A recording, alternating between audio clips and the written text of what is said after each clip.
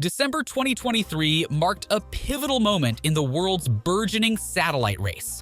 China successfully launched its third batch of low Earth orbit LEO satellites for a mega-constellation named Qianfan, meaning thousand sails.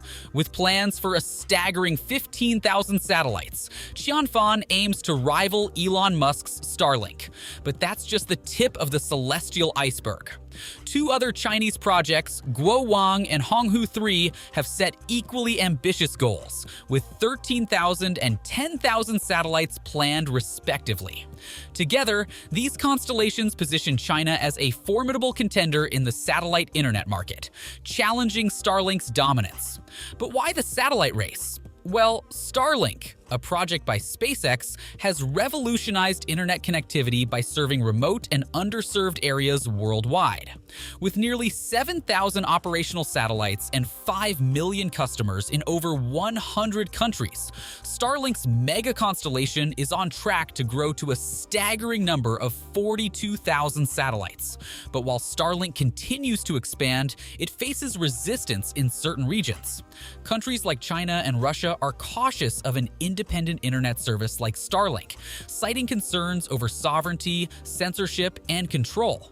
China's foray into satellite constellations serves dual purposes. Domestically, it seeks to connect the world's second-largest unconnected population, bringing reliable internet to rural and underserved communities. And internationally, it positions China as a technological powerhouse capable of challenging Western dominance in space. An expert aptly summarized this ambition. China views space as an emerging technological frontier, one where the projection of power and influence will be incredibly important. In addition to bridging connectivity gaps, China's satellite projects align with its broader geopolitical strategy. By creating alternatives to Starlink, China ensures it is not reliant on a US-dominated system, while simultaneously extending its influence in developing nations. Seems that the race for satellite dominance is far more than internet access. It's about control over the next wave of global communications. Alright, the scale of China's ambitions is staggering, but how do its plans stack up against Starlink? Let's take a closer look. Starlink, current satellites, around 7,000 planned satellites, up to 42,000 customers, around 5 million in 100+ countries. China's projects, Qianfan, 1,000 sails, 15,000 satellites, Guowang, 13,000 satellites, Honghu 3, 10,000 satellites. Total planned, 38,000 satellites. You see, Starlink may be leading the charge with more satellites in orbit and a bigger user base, but China's catching up fast. In 2023, China poured $14 billion into space programs, second only to the US, which spent a whopping $73 billion. Sure, that's a big gap, but don't underestimate China's state-backed initiatives and centralized planning. But this isn't just a numbers game. Starlink has a major ace up its sleeve: SpaceX's reusable rocket technology, which slashes launch costs like no other. Meanwhile, China is grappling with a rocket bottleneck, as its reusable rocket capabilities lag behind. Still, don't count China out. The scale of its ambition shows it's ready to play the long game, and it might just pay off. China's satellite ventures take a very different approach compared to SpaceX's private sector model.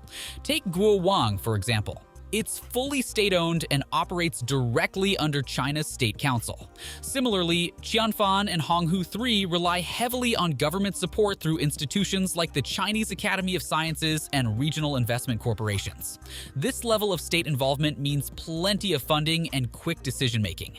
But it also raises eyebrows about transparency and whether these projects can stand on their own commercially.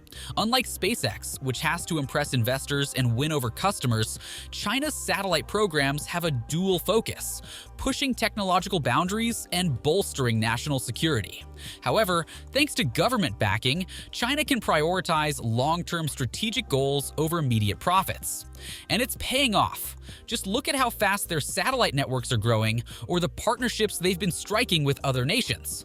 But there's a flip side. These projects are tightly linked to China's geopolitical ambitions, putting them squarely under the microscope of international scrutiny. The Rocket Bottleneck launching tens of thousands of satellites isn't just a dream, it's a massive logistical challenge. SpaceX has the upper hand here, thanks to its reusable rockets like the Falcon 9 and the upcoming Starship. These game-changing technologies make satellite deployment faster and much cheaper. China, on the other hand, is still catching up in this area. Experts predict that China's goal of launching 10,000 satellites by 2030 is a bit of a stretch. A more realistic target? Around 1,000 satellites within the same period. Adding pressure to the situation is the International Telecommunications Union, ITU, which has set some strict deadlines. China needs to use all its planned frequencies by 2027 and have at least 10% of its satellites in orbit by 2029. Missing these deadlines could throw a wrench in its plans, making rocket development a top priority. That said, China isn't sitting still. They're working on new rocket designs, including reusable ones, which could level the playing field. But until those are fully operational, the rocket bottleneck will continue to be a major hurdle in China's satellite ambitions. Why build competing constellations? Anyways, China's satellite ambitions go way beyond just providing internet access. Take a look at Starlink's impact during the Ukraine conflict. It's clear that satellite internet is a game changer in modern warfare. It supports real-time communication, drone operations, and battlefield coordination, giving nations with these systems a significant strategic advantage. China has taken note and views its satellite projects as essential for national security. Controlling and securing communications in space is vital for both military and economic stability, one analyst noted.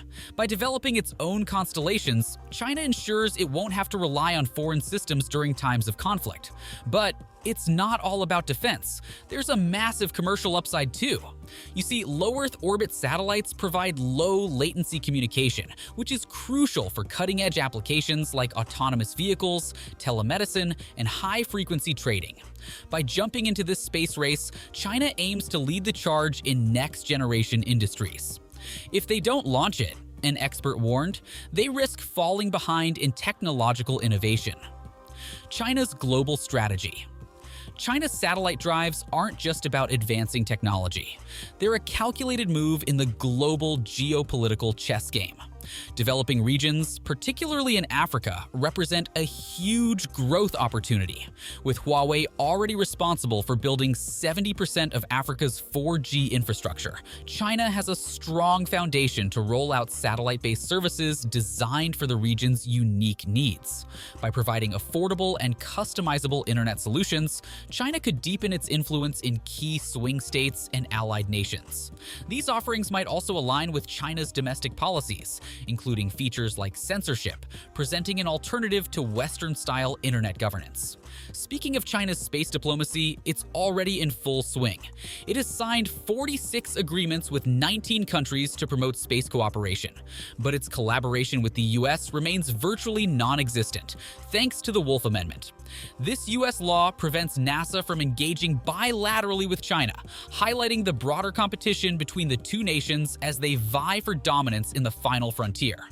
But what could be the challenges? Well, satellite constellations hold incredible promise, but the risks are just as big. With the number of satellites growing rapidly, the chances of collisions and space debris increase dramatically. This could trigger the dreaded Kessler syndrome, a chain reaction where debris clogs up entire orbits, making them unusable and jeopardizing all space-based operations.